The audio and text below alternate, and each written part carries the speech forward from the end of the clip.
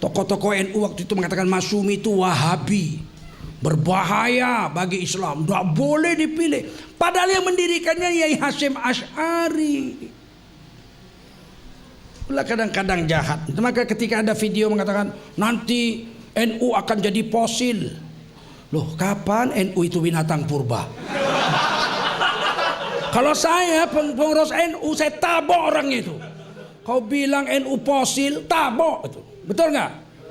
NU itu wadahnya para ulama, kebangkitan umat dan ulama di situ. Siapa yang memfitnah begitu? Kurang ajarnya bukan main itu orang. Inilah bahayanya kalau politik tidak dengan ruh Islam. Apa bedanya kalau begitu orang ulama ikut politik sama PKI ikut politik? Kalau main fitnah-fitnah.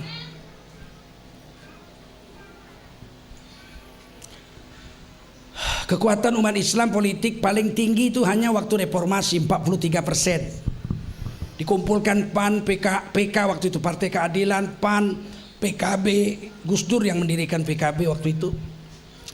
P3 dikumpulin semua PBB, cuman 43%. Tapi dengan 43% Partai Islam waktu itu bersatu di DPR MPR, berhasil mengangkat Gus Dur jadi presiden, ulama jadi presiden.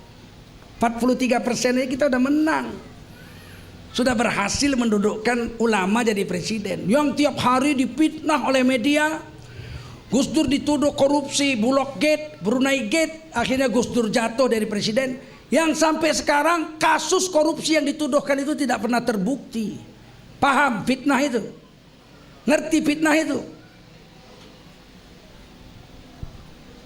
Sekarang ini fitnah juga. Kalau Prabowo menang, sama anak-anak muda dia bilang, kalau Prabowo menang, kalian akan diculik. Dia itu penculik. Penculik.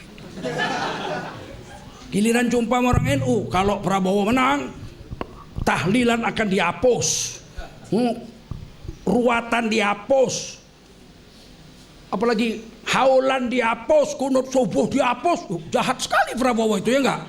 Giliran jumpa sama orang-orang Salafi, jangan pilih Prabowo, dia itu nggak sunat. Tadi mau ngapus kunut, nggak sunat. Sholat juga enggak. Pokoknya jangan pilih, gitulah kira-kira. Ini kan cara jahat ini. Masakan kami ulama-ulama mau menipu umat, dibayar juga enggak, betul enggak? Kujul Konen itu menerima uang dari Prabowo. Dikiranya saya orang miskin apa?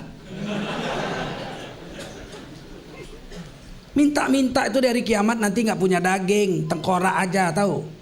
Nggak pernah saya minta seumur hidup. Minta nggak mau saya. Lebih baik mati kelaparan daripada minta. Karena di akhirat orang yang minta-minta di akhirat tidak punya daging, tengkorak aja gitu. Orang satu akhirat nanti di padang mahsyar terus langsung tahu. Loh, kok tengkorak tok raimu? Kowe sapa? Aku menteri mbiyen. Oh, njaluk ae kowe karo Taipan kowe. Kerjamu njaluk kono njaluk kene kowe. Enggak bisa noko di sana, enggak bisa nipu. Wujud dalam bentuk di sana, dalam bentuk. Jadi saya rasa penting enggak urus politik. Ternyata ulama-ulama kita itu begitu perang kemerdekaan fisik berakhir dengan ditangkapnya Tengku Umar, Johal Pahlawan. Itu masih ngelawan 2 tahun lagi istrinya, Cut Nyak-din. Tahun 1907 Cut Nyak-din ditangkap Belanda, sudah buta. Beliau pakai ijazah. Ijazah itu kami orang Aceh, kain panjang yang ditutupkan ke kepala, ditutupkan ke wajahnya, cuma nampak matanya saja. Itu ijazah namanya. Sekarang namanya cadar. Cut Nyak-din pakai ijazah. Jadi waktu itu mau difoto setelah ditangkap tuh ijazahnya dibuka dan dia menangis tersudu-sudu tunduk begini. Nggak mau difoto nampak rambut dan wajahnya. Padahal beliau udah tua, sudah buta. Fotonya menangis gitu. Karena apa? Ijazahnya dibuka. Jadi foto yang sekarang yang pakai sanggul bunga melati itu bukan gambar nenek kita Cut Nyak-din, itu bakul jamu itu.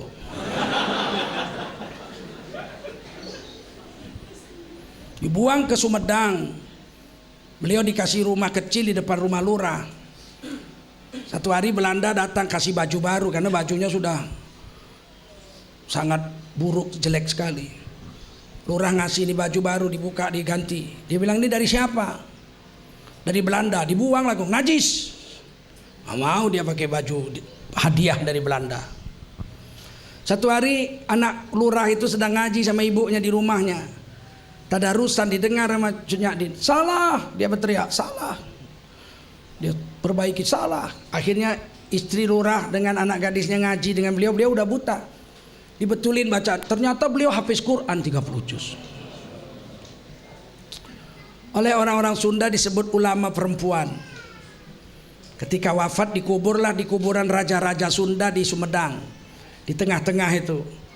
Tahun 1963 ulama Aceh Tengku Ali Hashmi belakangan jadi ketua Majelis Ulama Indonesia. Beliau jadi gubernur Aceh. Beliau cari di mana kuburan Cut Nyak Din. Dibawa ke Belanda, dicari sejarahnya di Leiden, ternyata di Sumedang.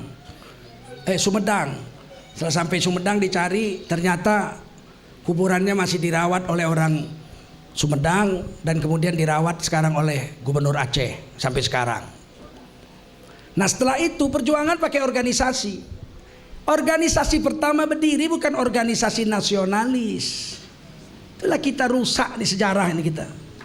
Organisasi pertama berdiri di Indonesia adalah Jamiatul Khairat di Tanah Abang, sampai sekarang masih ada markasnya.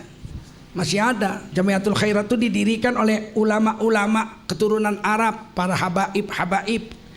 Gunanya adalah untuk membuat sekolah mendidik anak-anak orang Islam Indonesia supaya cerdas dan bisa merdeka. Bung Karno termasuk yang salah satu murid yang berkonsultasi dengan Habib-Habib Tanah Abang itu. Bung Karno pernah tidur di Masjid Al-Makmur di Tanah Abang itu lama untuk belajar bagaimana memerdekakan Indonesia. Baru berdiri Syarikat Islam. Baru 1912 berdiri Muhammadiyah. Baru tahun 1916 berdiri Matlaul Anwar di Banten. Kemudian tahun 26 berdiri NU dan Al-Wasliyah di Sumatera Utara.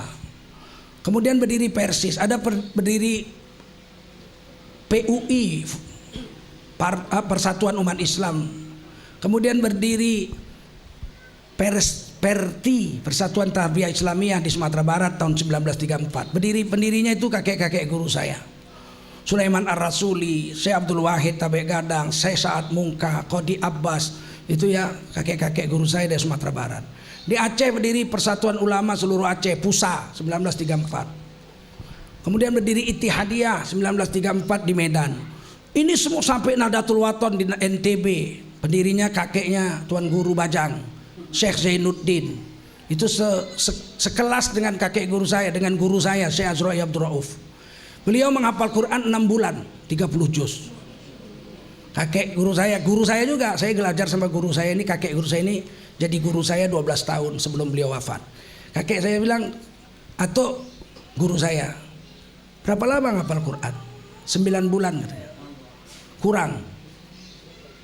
Wah, hebat sekali ya. Paling cepatlah sedunia. Enggak, ada yang lebih cepat. Siapa? Syekh Zainuddin, pendiri Nahdlatul Wathon.